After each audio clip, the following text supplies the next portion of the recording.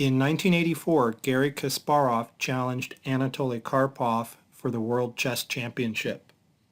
The match lasted 5 months and 48 games before the tournament director controversially ended the match early. Karpov was leading 5 wins to 3 wins for Kasparov at the time. In 1985, they had a rematch. I want to look at the 16th game of their 1985 match. And going into this game, both players were tied with 2 wins each and 11 draws. In this match, Karpov was 34 years old, had a FIDE rating of 2720. Kasparov was only 22 years old and had a FIDE rating of 2700. Both players were in excellent form. Okay, in this game, Karpov had the white pieces. He opened e4. Okay, they played a Sicilian defense, knight f3, e6. They played an open Sicilian, and then knight c6. The Paulsen variation or the Taimanov variation. And a normal move in this position is knight to c3. A less popular move is the move Karpov played, knight to b5, eyeing this d6 square. This reminds me of how the Sveshnikov or the Lasker-Pelikan variation is played. So Kasparov fills in that hole by playing d6 and then c4, creating a Maratzi bind on the position, controlling the d5 square. This knight can retreat behind the c-pawn. Knight f6, attacking the e4 pawn. Knight 1 c3. I wonder if that's the only move. After knight 1 c3, this knight is going to have a miserable time retreating to the a3 square. So perhaps knight from 5 to c3 was possible with the intention of deploying this knight to d2. I'm simply speculating. Okay, knight 1 c3, a6, knight a3, and now we see another purpose of this move c4. It protects the b5 square and stops a queenside expansion with b5. Okay. Kasparov plays an interesting pawn sacrifice, d5 in the position. Okay. Notice that pawn on d5 is attacked 4 times and only guarded 3 times. Okay. Karpov takes the pawn. The pawns get exchanged. And Kasparov plays knight b4. Excellent square for the knight. It cannot be kicked away with a3 since the knight is in the way. And it's attacking the d5 pawn. Okay, here Karpov gives up the pawn by playing bishop to e2. They had the same position in game 12 earlier in the match. And in that game, Karpov played bishop to c4 to protect the pawn on d5 and keep that pawn up advantage. But then Kasparov played bishop g4, and Karpov admitted here the best move is simply to retreat the bishop to e2. He didn't want to play f3 and weaken the dark square diagonal where he's going to be castling. So he retreats the bishop to e2. Pieces get traded. Queen to e7, bishop e3, and the pawn gets recaptured, and the players agreed to a draw after only 18 moves in that game. So back to this 16th game. Karpov played bishop e2, trying for an improvement, okay, giving up the d-pawn. However, Kasparov isn't interested in taking that d-pawn. He's interested in rapid development, deploying his bishops, getting castled.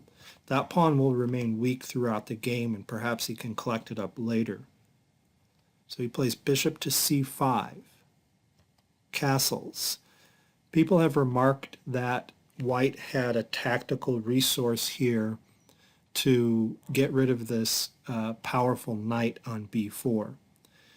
He could have played bishop to e3 in this position to challenge the bishop on c5, and if it exchanged, then white had queen to a4 check, forking the king and the knight. So drawing the protector away from the knight. Then perhaps bishop d7 and queen takes b4.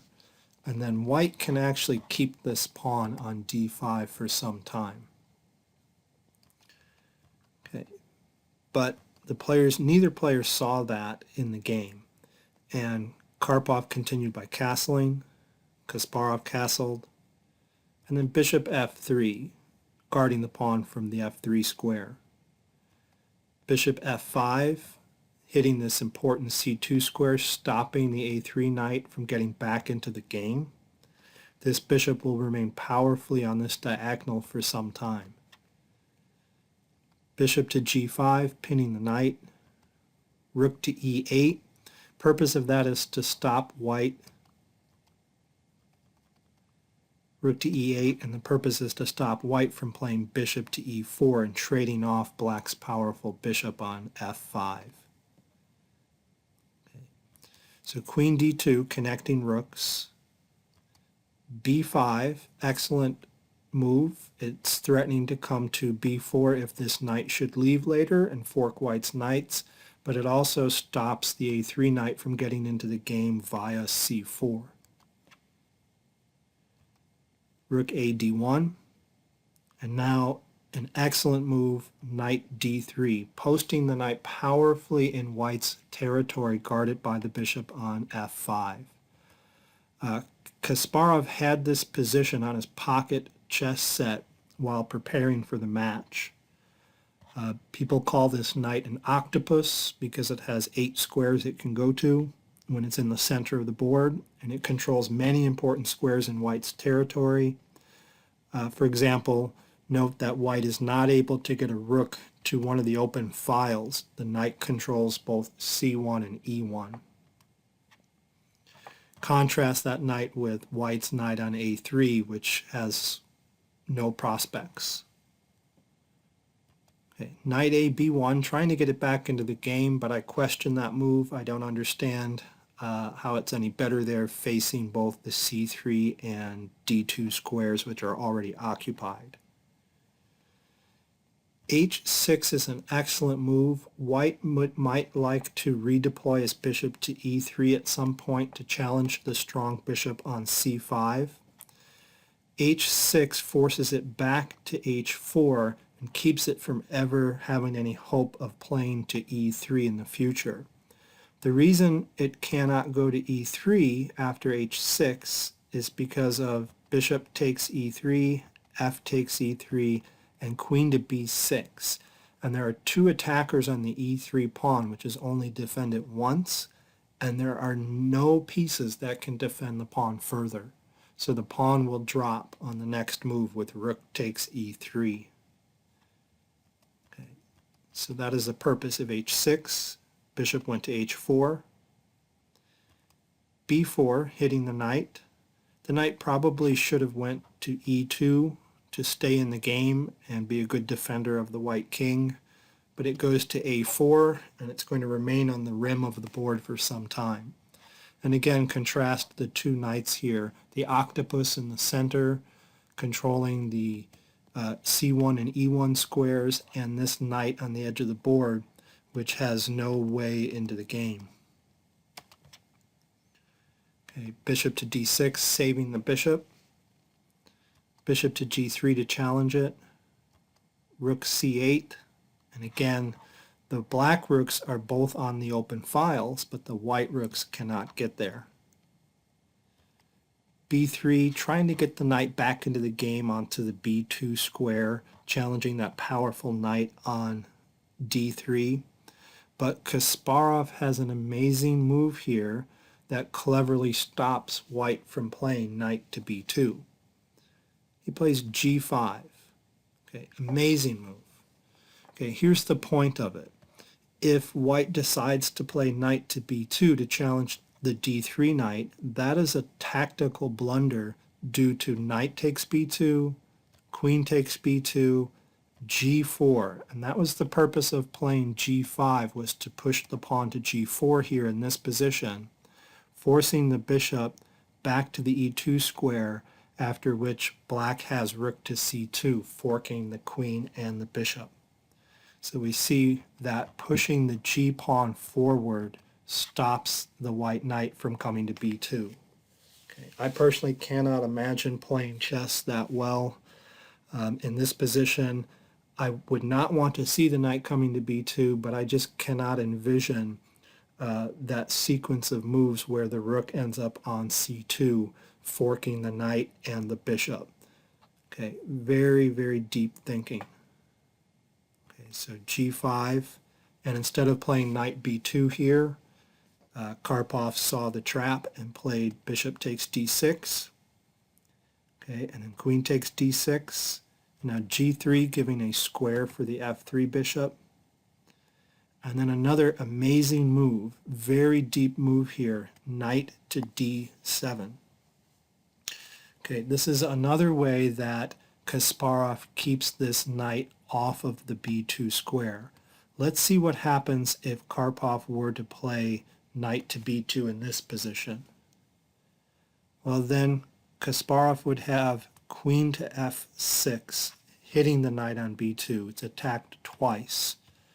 Cannot be defended again, so it needs to move. There are two possible places it can move unless it wants to go right back to where it was on a4. Okay, let's look at knight takes d3. Okay, after knight takes d3, there's bishop takes d3, forcing queen takes d3, and then knight to e5. This not only forks the queen and the bishop, winning the piece back, but it actually traps the white queen in the middle of the board.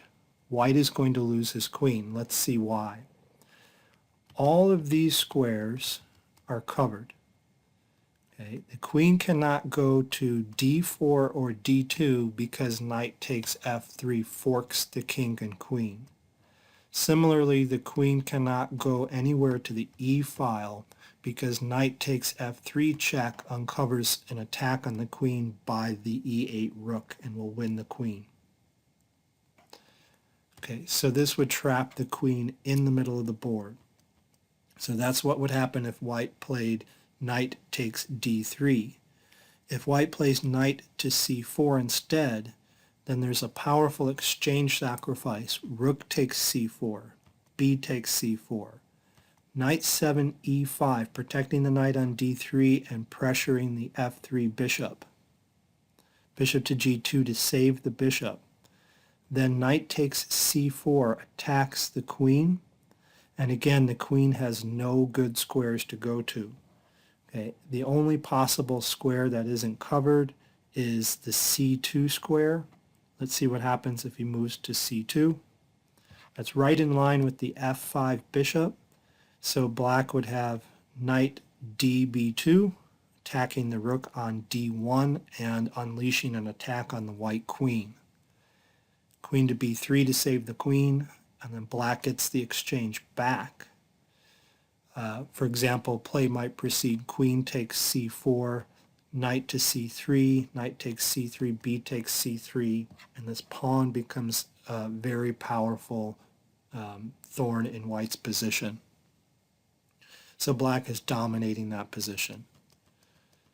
So again, going back to this position, that is the deep purpose of this move, knight to d7, to trap the white queen in the middle of the board in one key line. Okay. So again, white doesn't go for knight to b2. He sees the danger and instead plays bishop to g2. But then queen to f6, redeploys the queen, eyeing the b2 square again so the knight cannot get back into the game on b2. Karpov tries pushing a3. Kasparov doesn't want to give up his strong b pawn, so he protects it. Pawns get exchanged. And now Karpov tries queen to a2, simply vacating the d2 square so the b1 knight can get back into the game. Bishop to g6 is an excellent move in this position, unleashing the queen onto the f2 square. The rook is threatening to come to e2, and if it does, the knight, rook, and queen are all pointed at the f2 square. So white tries d6, g4, further taking control of the position. The f3 square has been controlled. Queen to d2, hitting the pawn on h6. King simply comes up to protect it, and black is in no hurry here at all. White has almost no productive moves to make in this position. Neither rook can move because the knight has c1 and e1 covered. Notice that knight has been here almost the whole game, protected by that light squared bishop. This knight cannot get into the game. Okay, all of those squares are covered. This knight has nowhere to go either. Okay, so white is running out of moves. So under pressure, almost in zugzwang, Karpov cracks and voluntarily starts to open up his king's position with the move f3. Okay, now it's all downhill for Karpov. Queen takes d6, f takes g4, queen to d4 check, king to h1, knight to f6. That knight is coming to e4, and there will be a pair of knights pointed at the f2 square. Rook to f4 attacks the queen, knight to e4 blocks the attack, and there's pressure on the f2 square. There's nothing that Karpov can do in this position. He tries sacrificing his queen for material since a knight will land on f2. So he plays queen takes d3, then knight to f2 check anyway, releasing an attack on the queen from the g6 bishop. Rook takes knight, bishop takes queen, rook fd2 pinning the bishop, trying to get some material back. But then queen e3, rook takes d3, and a beautiful way to finish, rook to c1. Okay. Karpov played knight to b2 in this position, but let's see what would happen if he took the queen. That leaves protection of the d1 rook, so rook takes d1 check would follow, bishop is forced to block, and then the other rook falls. And the two rooks are too much for the three minor pieces to handle. For example, king to g2 to protect the bishop, and then rook takes b3 attacks the b1 knight, and the knight has nowhere to go. Okay, so black would win that position easily. So back to the game. After rook to c1, white cannot take the queen. Karpov tried knight to b2, finally getting that a knight into the game, but it's too late. Queen to f2, knight to d2, rook takes d1 check, knight takes d1, rook to e1 check, and Karpov resigns. All white can do is block the check with a minor piece. It doesn't matter which one. Black will exchange twice on f1 and checkmate with the queen. So very deep masterpiece by Kasparov, who took the lead after game 16 and then ended up winning the 24-game match 13 to 11 by clinching a victory in the last game. Thanks for watching the video.